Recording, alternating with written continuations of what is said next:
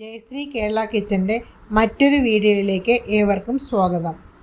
എളുപ്പത്തിൽ ഉണ്ടാക്കാൻ പറ്റുന്ന കുക്കർ മട്ടൻ ബിരിയാണിയാണ് നമ്മൾ ഇന്നിവിടെ ഉണ്ടാക്കുന്നത്. പാലക്കാടുകാർ ഇതിനെ റാവുത്തർ ബിരിയാണി എന്നും പറയാറുണ്ട്. ഇതിനായി ഞാനിവിടെ 1/2 കിലോ മട്ടൻ കഴുകി വൃത്തിയാക്കി എടുത്തിട്ടുണ്ട്. ബിരിയാണിക്ക് മീഡിയം മൂപ്പുള്ള മട്ടനാണ് നല്ലത്.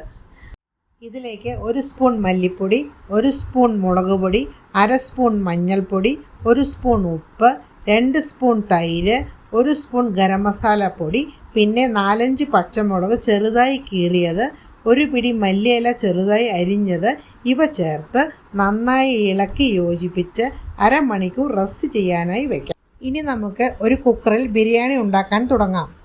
കുക്കറിലേക്ക് 2 ടേബിൾ സ്പൂൺ നെയ്യൊഴിച്ച് ചൂടായി വരുമ്പോൾ അതിലേക്ക് പട്ട, ഗ്രാമ്പു, ഏലക്ക എന്നിവ ഇട്ട് കൊടുക്കണം.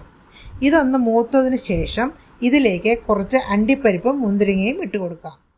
ഇത് ചെറുതായി മൂത്ത് വരുമ്പോൾ ഇതിലേക്ക് അരിഞ്ഞു വെച്ച സവാള ചേർത്തിട്ട് കൊടുക്കണം.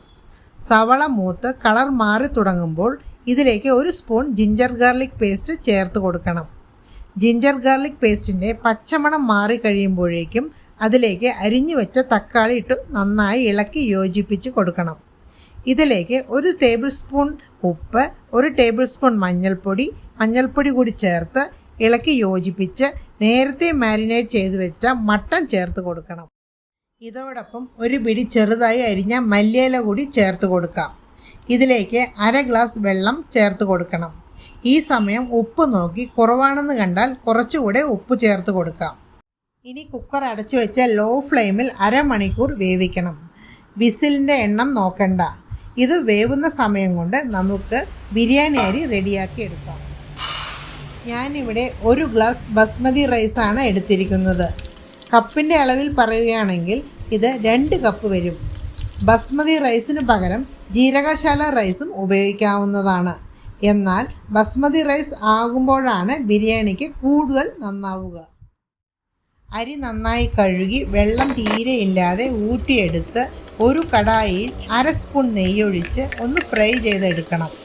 ഫ്രൈ ചെയ്യുക എന്ന് പറയുമ്പോൾ അരിയിലുള്ള ഈർപ്പം കളയുക എന്നാണ് ഉദ്ദേശിക്കുന്നത്.